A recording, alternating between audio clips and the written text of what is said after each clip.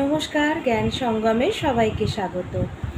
আজকে গুরুজির যে ধ্যান মানে নলেজ পয়েন্ট, তাতে গুরুজি বলছেন যে প্রার্থনা আর ধ্যানের জন্য তুমি কোন সময়টা দাও। ভীষণ অন্তরঙ্গ বার্তালাপ, তাই না? হ্যাঁ, প্রার্থনা আর ধ্যানের জন্য তুমি কোন সময়টা দাও। ইউজুয়ালি তুমি যে সময়টা তোমার মানে অবশিষ্ট থাকছে সেই সময়টা তুমি দাও।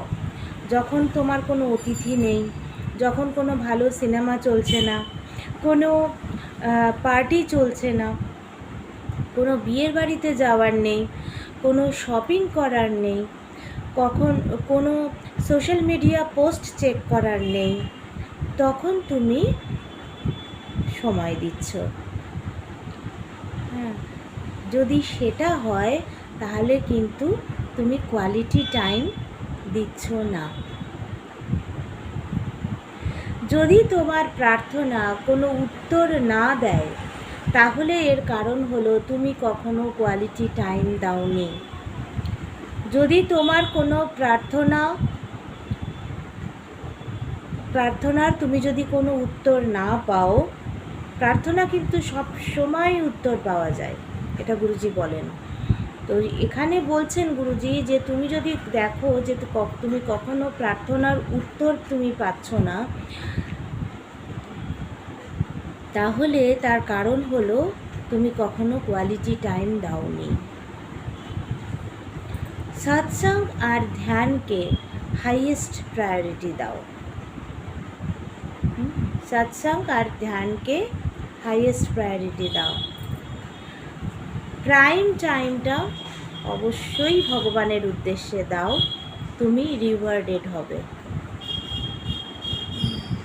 প্রাইম টাইম অবশ্যই তুমি ভগবানের উদ্দেশ্যে দাও, তুমি রিওয়ার্ডেড হবে।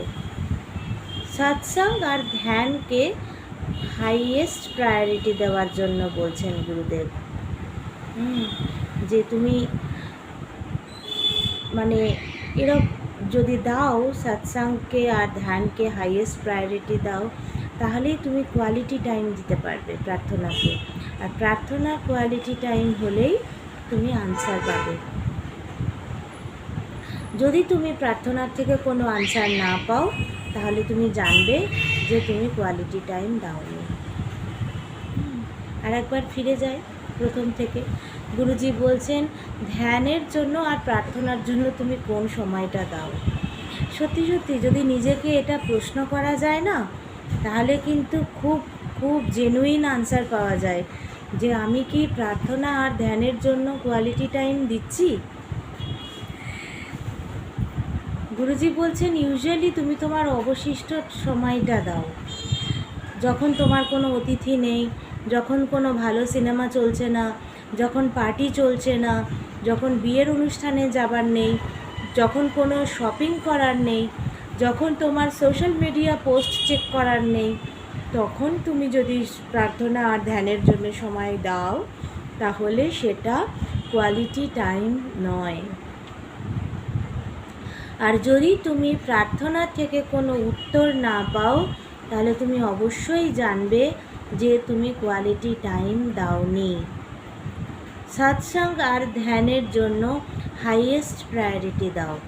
সৎসঙ্গের জন্য আর ধ্যানের জন্য তুমি হাইয়েস্ট প্রায়োরিটি দাও। প্রাইম টাইমটা ভগবানের উদ্দেশ্যে দাও।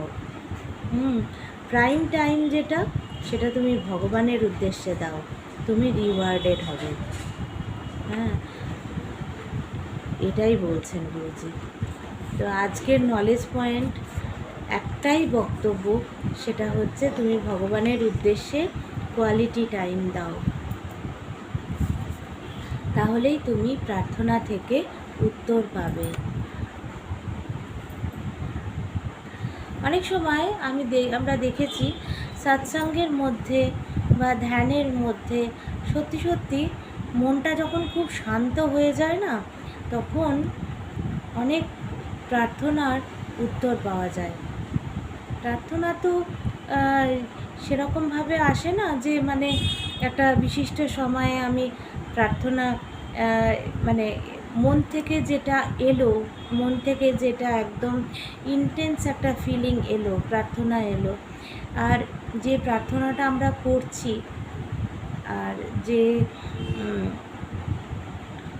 স্পিরিচুয়াল প্র্যাকটিস করছি, হ্যাঁ, সেটাই গুরুজি বলছেন যে ধ্যান করা, প্রার্থনা করা, এগুলোর জন্য অবশ্যই তুমি ভগবানকে প্রাইম টাইম দাও, তোমার প্রাইম টাইম দাও।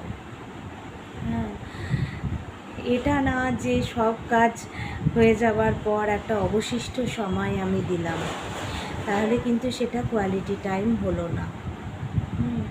কোয়ালিটি টাইম দিতে হবে, তবেই কিন্তু প্রার্থনার উত্তর পাওয়া যাবে, সাড়া পাওয়া যাবে। এই হচ্ছে আজকের নলেজ পয়েন্ট। সবাই ভালো থাকবেন, সুস্থ থাকবেন। দেখা হচ্ছে পরবর্তী এপিসোডে। নমস্কার।